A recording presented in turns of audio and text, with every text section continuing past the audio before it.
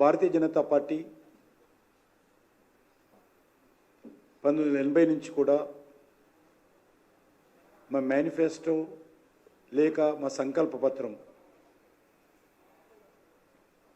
ఏదైనప్పటికీ కూడా మేము దేశ అభివృద్ధి కోసమే, మానవ కళ్యాణం కోసం, మానవ హితం కోసం మాత్రమే మేము దూరదృష్టితో పనిచేస్తూ ఉంటాం.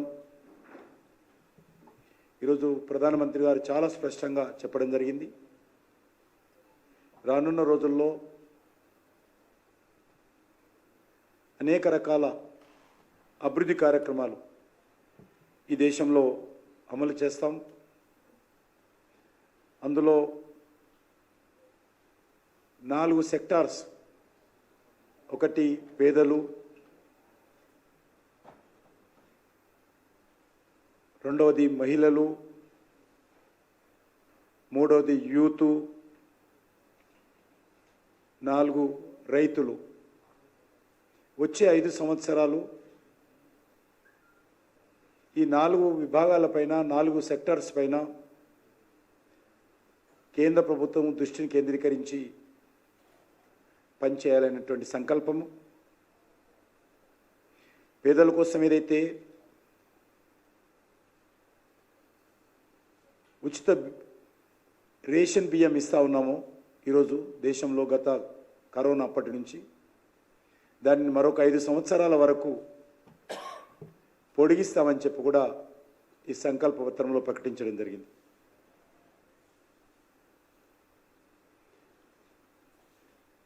దేశంలోని మారుమూల ప్రాంతాల్లో ఉన్నటువంటి గ్రామాలకు సైతము పైపు ద్వారా త్రాగునీటి అందించేటువంటి కార్యక్రమం ఇంకా ఉధృతం చేస్తాం.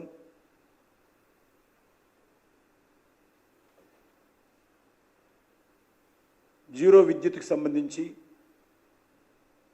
ఏదైతే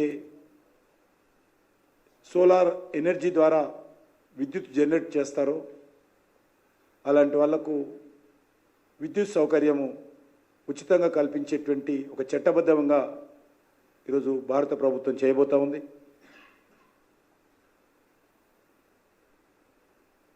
ఆయుష్మాన్ భారత్ దాన్ని ఇంకా పటిష్టంగా అమలు చేస్తాము. ఇది కాకుండా మధ్యతరగతికి సంబంధించినటువంటి సీనియర్ సిటిజన్స్ ఎవరైతే దారిద్ర్య రేఖకు దిగువన కాకుండా, తెల్ల రేషన్ కార్డు లేకుండా మిడిల్ క్లాస్ ఫ్యామిలీస్ ఏవైతే ఉంటాయో వాళ్ళలో ఉన్నటువంటి సీనియర్ సిటిజన్స్కు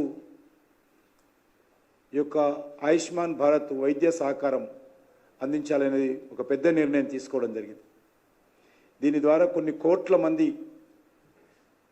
మిడిల్ క్లాస్ ఫ్యామిలీస్కు, ఆ ఇండ్లలో ఉన్నటువంటి సీనియర్ సిటిజన్స్కు ఇది ఎంతో ఉపయోగపడుతుంది. ఇది ఒక పెద్ద నిర్ణయం అని అడుగుతా ఉన్నాను. సీనియర్ సిటిజన్స్కు 30 నుంచి 40% వరకు ధరలకు మాత్రమే మెడిసిన్స్ అందించేటువంటి కార్యక్రమం కూడా చేయబోతా ఉన్నాం. ఎందుకంటే వాళ్ళకు వచ్చేటువంటి పెన్షన్ కానీ, లేక వాళ్ళకి ఏదైనా చిన్న ఇల్లుంటే వచ్చే కిరాయి కానీ, ఆ యొక్క మెడిసిన్స్ ఖర్చుగా సరిపోతూ ఉంది.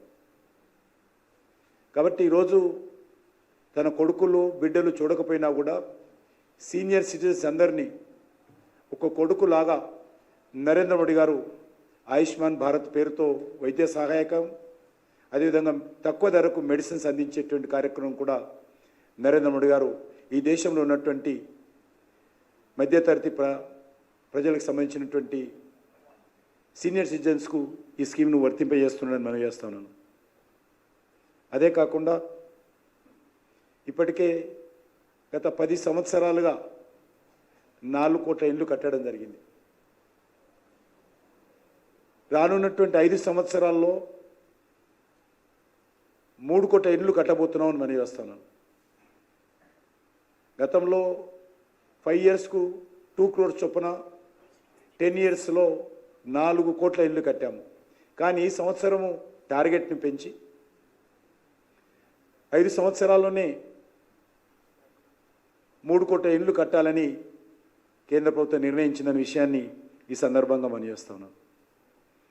అదేవిధంగా ఎయిమ్స్ హాస్పిటల్స్ను మరింత వేగవంతంగా ముందుకు తీసుకెళ్తాం.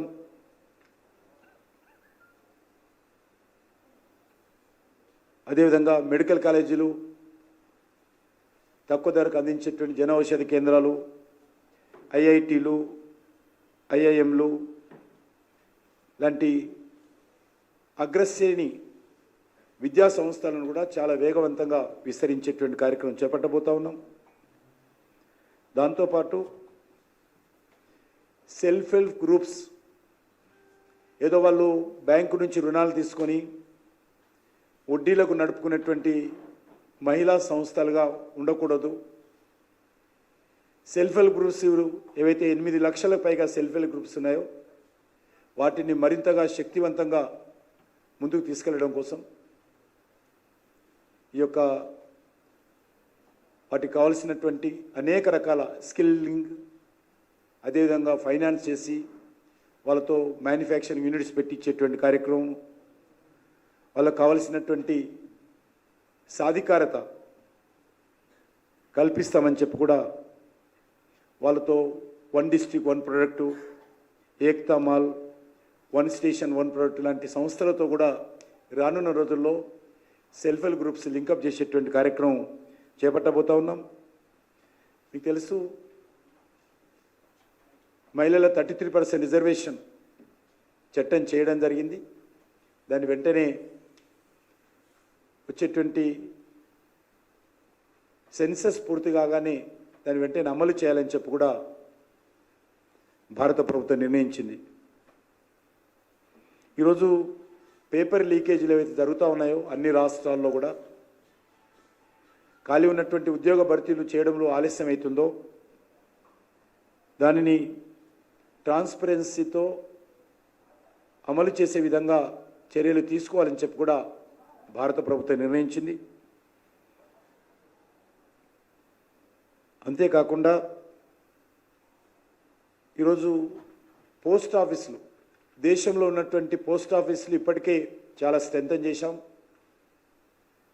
ఈరోజు కొరియర్ సిస్టమ్ వచ్చిన తర్వాత, సోషల్ మీడియా వాట్సాప్ గ్రూప్స్ వచ్చిన తర్వాత పోస్ట్ ఆఫీసుల పని చాలా తగ్గింది. ఎవరు కూడా పోస్ట్ ఆఫీసులకు ఉత్తరాలు రాసే పరిస్థితి లేదు. ఏమైనా పెద్ద ప్రొడక్ట్స్ ఉంటే కొరియర్ పంపిస్తూ ఉన్నారు, ఇమీడియట్గా కావాలంటే సెల్ ఫోన్ మాట్లాడుతూ ఉన్నారు, ఇంకా ఏదైనా డాక్యుమెంట్ పంపాలంటే వాట్సాప్ ఉపయోగిస్తున్నారు. దాన్ని ఉపయోగించుకొని ఈ యొక్క పోస్ట్ ఆఫీసులను సోషల్ సెక్యూరిటీకి సంబంధించినటువంటి కేంద్రాలుగా ఉపయోగించాలి. అంటే ఇన్సూరెన్స్ కానీ, విలేజ్ బ్యాంకింగ్ సిస్టమ్ కానీ, లేక సేవింగ్ సెంటర్స్ కానీ, దీన్ని మరింతగా రానున్న రోజుల్లో post office going to become a small bank in coming days in every village.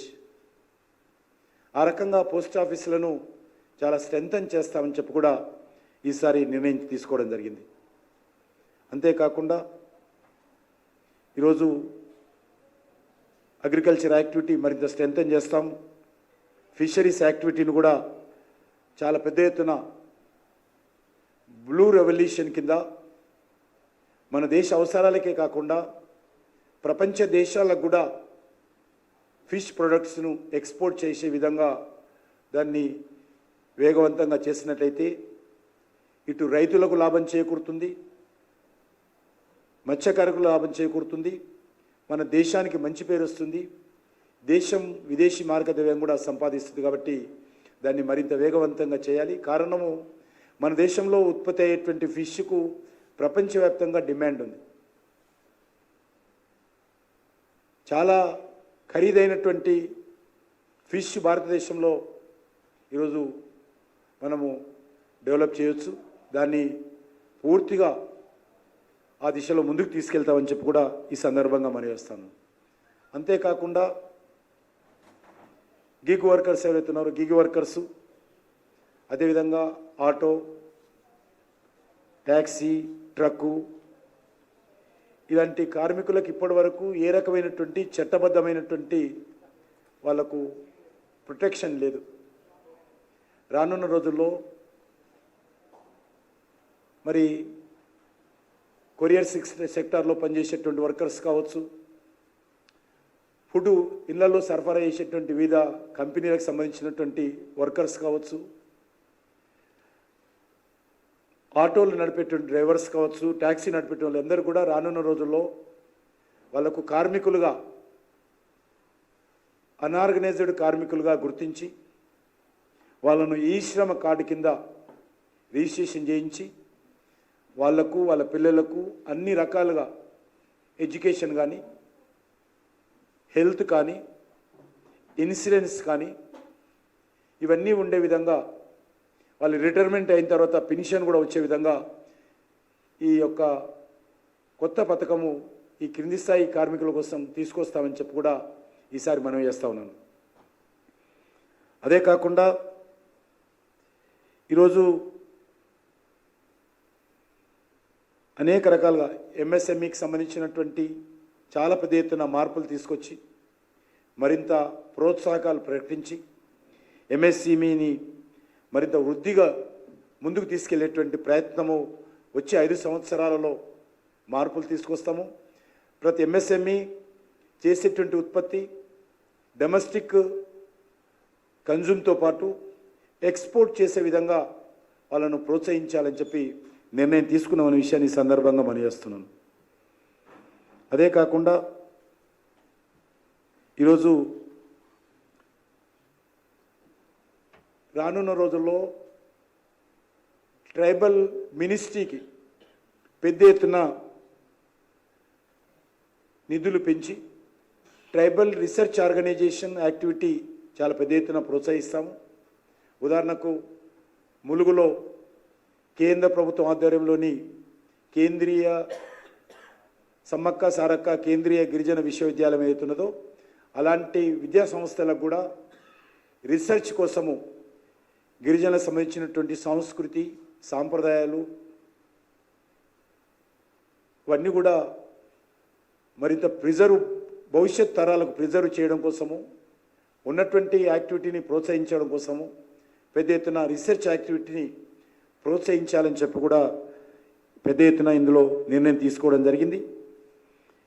అదేవిధంగా గిరిజనుల యొక్క భాష, గిరిజన కళలు, గిరిజన సంస్కృతి, గిరిజన సాంప్రదాయాలను మరి సంరక్షించే కార్యక్రమాలు కూడా ఏమాత్రం డబ్బుల విషయం ఆలోచన చేయకుండా, నిధుల కొరత లేకుండా ప్రోత్సహించేటువంటి కార్యక్రమాన్ని ముందుకు తీసుకెళ్లాలని పార్టీ నిర్ణయించింది.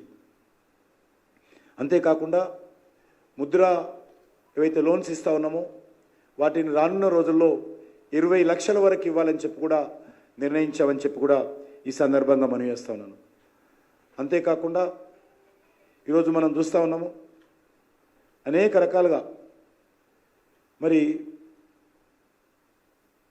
భారత్ను రానున్న రోజుల్లో 3వ అతిపెద్ద ఆర్థిక వ్యవస్థ కలిగినటువంటి దేశంగా వచ్చే 5 సంవత్సరాల్లో తీసుకెళ్తాం. ఈరోజు భారతదేశము యూకే లాంటి దేశాన్ని కూడా వెనుకకి నెట్టేసి 5వ స్థానంలో ఉన్నాం. మేము ఈరోజు దేశ ప్రజలకు హామీ ఇచ్చిండు నరేంద్ర మోడీ గారు, రానున్న రోజుల్లో 5వ శక్తిగా ఉన్నటువంటి భారతదేశాన్ని 3వ శక్తిగా, ప్రపంచంలో అతిపెద్ద ఆర్థిక వ్యవస్థ కలిగినటువంటి దేశంగా ఈరోజు తీసుకొస్తాము. ఆ రకంగా ఇది మా యొక్క సంకల్పం అని చెప్పి నరేంద్ర మోడీ గారు చెప్పడం జరిగింది.